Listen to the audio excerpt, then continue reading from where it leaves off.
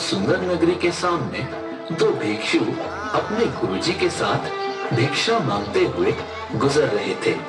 तभी गुरुजी की नजर उस सुंदर नगरी पर पड़ी।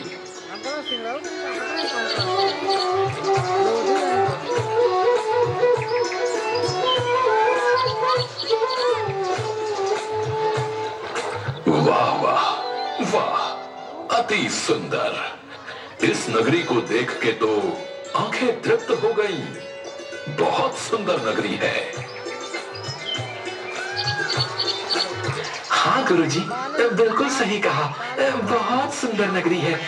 बस यहाँ भिक्षा भी सुंदर मिल जाए तो आनंद ही आनंद है। बिल्कुल सही फरमाया प्रेमपाल।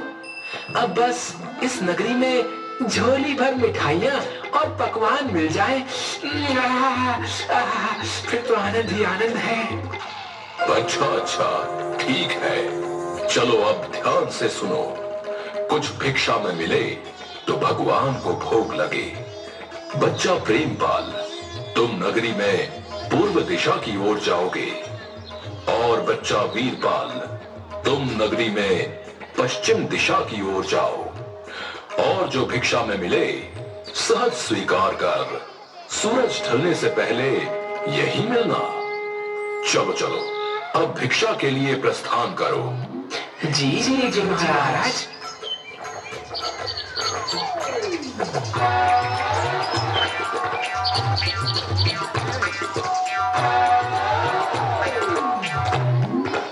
अरे वाह, चलो कोई तो दिखा। ऐसा करता हूँ, एक बार राशन का दाम पूछता हूँ। अगर सस्ता हुआ तो थोड़ा ले चलूंगा अपने साथ। गुरुजी महाराज बड़े प्रसन्न होंगे। क्यों बनिए, आटे का क्या भाव है? अरे अरे बाबा जी, प्रणाम बाबा जी। टके सेर बाबा जी। और चावल? वो भी टके सेर। और चीनी, चीनी क्या भाव दी? टके सेर। सब टके सेर? ये सब सच है क्या? एक बार दूसरी दुकान में पूछ कर देखता हूँ, उधर का क्या हाल है।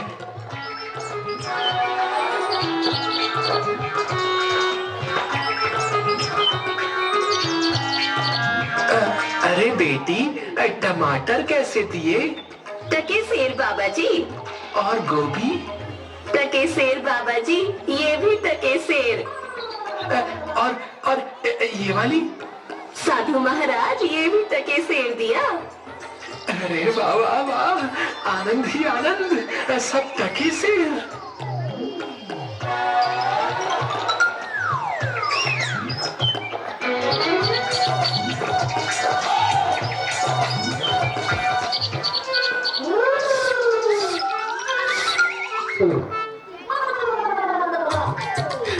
ओ भाई हलवाई, मिठाई किस भाव देते हो?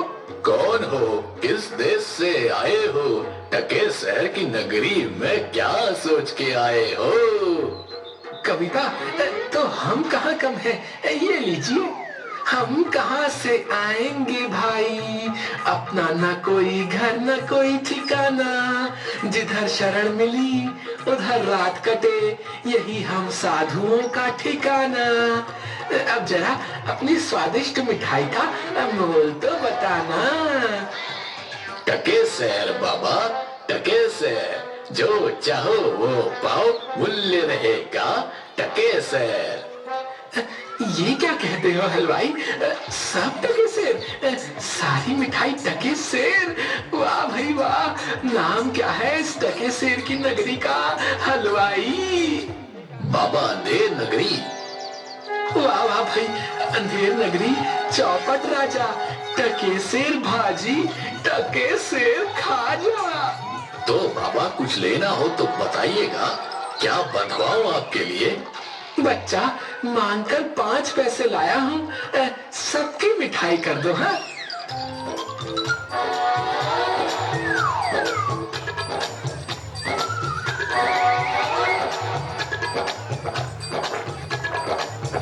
वाह वाह वाह वाह, क्या किस्मत पाई है।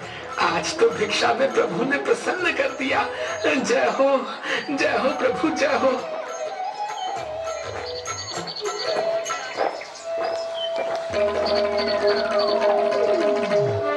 वीरपाल, क्या भिक्षा लाए? गठरी तो बहुत भारी मालूम होती है। गुरुजी महाराज, 5 पैसे भिक्षा में मिले थे, उसी से गठरी भर मिठाई लाया हूँ। अरे बच्चा, 5 पैसे में गठरी भर मिठाई? ये कौन सी नगरी है? अंधेर नगरी, चौपट राजा, टके सेर भाजी, टके सेर खाजा। अरे राम राम राम राम, राम बचाए लाखों पाए।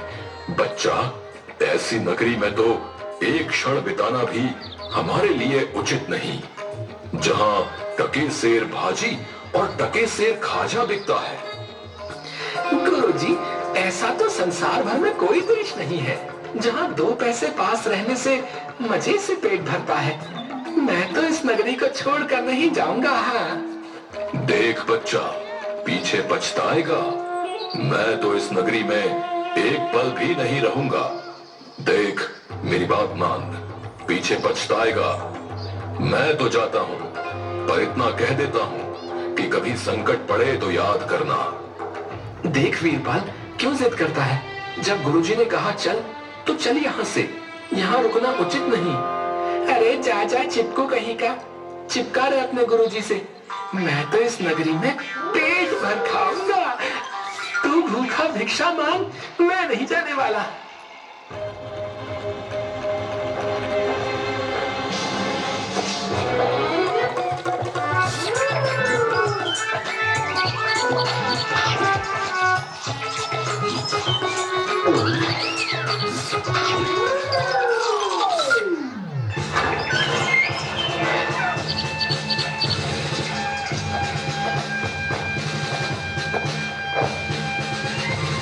ना ना, रोना नहीं, चुप हो जाओ। बताओ बताओ, क्यों रो रहे हो? महाराज, कल्लू बनिए की दीवार गिर पड़ी, सो मेरी बकरी उसके नीचे दब के मर गई। दुहाई है महाराज, न्याय हो। बहुत बुरा हुआ। हाँ, तो फिर जाओ, उस कल्लू बनिए को पकड़ कर लाओ।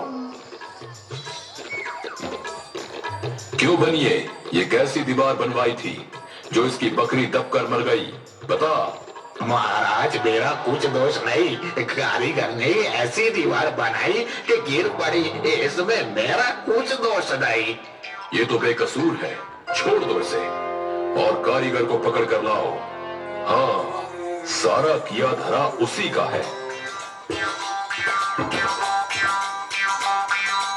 क्यों कारीगर, इसकी बकरी क्यों मर गई? महाराज, मेरा कोई कसूर नहीं, चूने वाले ने चूना ही ऐसा खराब बनाया कि दीवार गिर पड़ी। अच्छा, तो ये बात है। खैर, उस चूने वाले को बुलाओ। क्यों चूने वाले, तुमने कारीगर को खराब चूना क्यों दिया? बताओ, नहीं तो तुम्हारी खैर नहीं। महाराज, मेरा कुछ दोष नहीं। भिश्ती ने चूने में पानी ज्यादा डाल दिया, इसलिए चूना कमजोर हो गया होगा।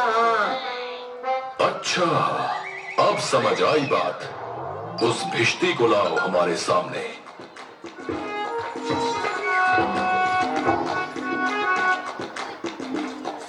क्यों भिश्ती, इतना पानी क्यों मिलाया तुमने कि इसकी दीवार गिर पड़ी और बकरी दबकर मर गई? महाराज, गुलाम का कोई कसूर नहीं। कसाई ने मशक ही इतनी बड़ी बना दी थी कि उसमें पानी ज्यादा आ गया। अच्छा, कसाई को लेकर आओ और इस भिश्ती को निकालो यहां से। क्यों कसाई, तुमने ऐसी मशक क्यों बनाई? महाराज, गड़िया ने टके सर में इतनी बड़ी भेड़ मुझे बेची कि मशक बड़ी बन गई। अच्छा, तो चलो, इस कसाई को निकालो यहां से और गडरिये को लाओ यहां पर।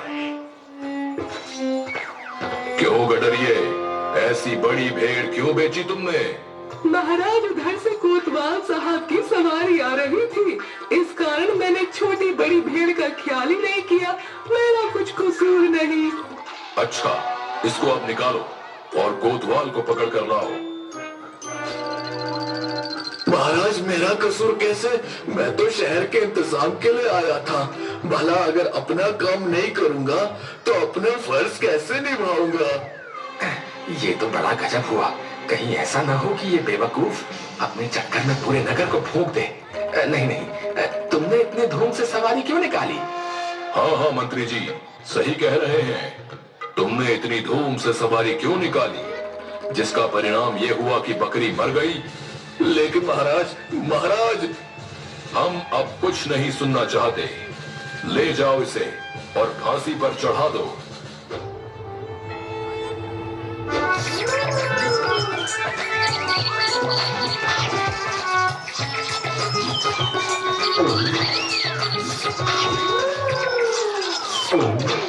गुरुजी भी ना मुझे इस खूबसूरत नगरी से जाने को बोल रहे थे। मानता हूँ कि नगरी कुछ कारणों के लिए अच्छी नहीं, लेकिन मुझ साधु का क्या? मुझे तो खाने को चाहिए और आराम करने को। वाह वाह वाह, लड्डू तो बहुत ही स्वादिष्ट है। कुछ ही दिन हुए हैं अभी नगरी में, कहीं मैं मोटा तो नहीं हो गया? तभी राजा के कुछ सिपाही वीरपाल को घेर लेते हैं। यही मोटा सही है, चल जरा चल। मिठाई खाकर खूब मोटा हो रहा है, आज मजा मिलेगा तुझे। अरे ये आफत कहाँ से आई? अरे भाई, मैंने तुम्हारा क्या बिगाड़ा है जो मुझे पकड़ते हो? आप तो बड़े मोटे हैं, इसलिए फांसी लगेगी आपको। हाँ। मोटा होने से फांसी? अरे अरे, ये कहाँ का न्याय है? अरे साधुओं से हंसी नहीं की जाती। बच्चा जाओ जाओ यहाँ से, मैंने भोजन कर लिया है, अब साधना का वक्त है, जाओ। साधना तो हम करवाएंगे, जब सूली पर चढ़ जाओगे तब पता चलेगा कि फांसी है या हंसी है। सीधी तरह चलते हो या घसीट कर ले जाएं? बात क्या है? एक साधु आदमी को बिना किसी बात के फांसी पर चढ़ाना चाहते हो? बात ये है कि कल कोतवाल को फांसी का हुक्म हुआ था, लेकिन जब फांसी देने को उसे ले गए तो फांसी का फंदा बड़ा निकला और हमारे कोतवाल साहब तो दुबले हैं। फिर हम लोगों ने महाराज से अर्ज किया, इस पर हुक्म हुआ कि एक मोटा आदमी पकड़कर फांसी दे दो, क्योंकि बकरी मरने के अपराध में किसी न किसी को तो सजा मिलनी जरूरी है ना, नहीं तो सच्चा न्याय हो नहीं पाएगा। हे प्रभु, इस पापी पेट के चक्कर में मैंने गुरुजी की बात न मानी। हे बाप रे, मुझ बेकसूर को क्यों फांसी दे रहे हो? अरे भाइयों, कुछ तो धर्म का ख्याल करो। अरे मुझे छोड़ दो मुझे। मैंने गुरुजी का कहना क्यों नहीं माना? उसी का फल है। गुरुजी कहाँ हो? गुरुजी मुझे अभी नहीं बनना गुरुजी।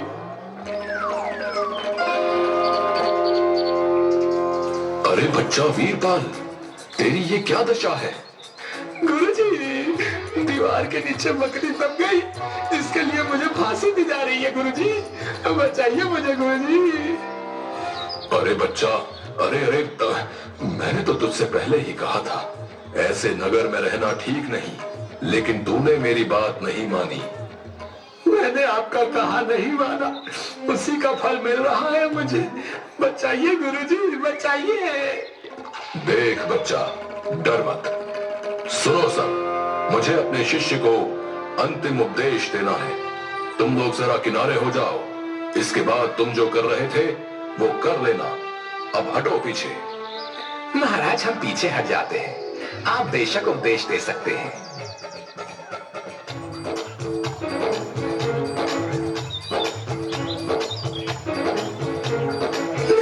तब तो गुरुजी, हम अभी फांसी पर चढ़ेंगे। अरे नहीं बच्चा, हमने इतना समझाया नहीं मानता। हम बूढ़े हुए, हमको चढ़ने दो फांसी पर। भला तुम्हारा पूरा जीवन शेष है, मजे से गुजारो। नहीं गुरुजी, स्वर्ग जाने में बूढ़ा जवान क्या? आप सिद्ध हैं गुरुजी, आपको गति अवगति से क्या मतलब? मैं चढ़ूंगा फांसी पर। भाई ये क्या मामला है? अभी तक तो ये मोटा साधु रो रहा था, लेकिन अब ये पहले फांसी पर चढ़ने के लिए लड़ रहा है। समझ में नहीं आता। महाराज को इसकी खबर देकर आता हूँ। सैनिक तुरंत महाराज के पास जाते हैं। महाराज, एक चेले से मिलने गुरु आया, कुछ कान में बोला, तभी से गुरु चेले में फांसी पर चढ़ने के लिए लड़ाई चल रही है। गुरु कहता है मैं चढ़ूंगा, चेला कहता है मैं चढ़ूंगा। ये क्या माजरा है, पता लगाना पड़ेगा। चलो गुरुजी महाराज के पास ले चलो हमें, हम उनसे पूछेंगे कि आखिर माजरा क्या है। बताइए गुरुजी महाराज, आप फांसी पर क्यों चढ़ना चाहते हैं? महाराज, इस समय ऐसी शुभ घड़ी है कि जो भी पहले फांसी पर चढ़ेगा उसे स्वर्ग की प्राप्ति होगी। तब तो हम ही फांसी पर चढ़ेंगे। नहीं, हमको फांसी की सजा मिली थी ना, हम ही चढ़ेंगे। हमको हुक्म है। हाँ, भाइयों जल्दी करो, हमको फांसी दो। हाँ। नहीं नहीं, हम लटकेंगे, हमारे कारण ही तो दीवार गिरी थी ना। चुप रहो सब लोग। महाराज के होते हुए कौन स्वर्ग जा सकता है? हमको फांसी पर चढ़ाओ, जल्दी जल्दी करो।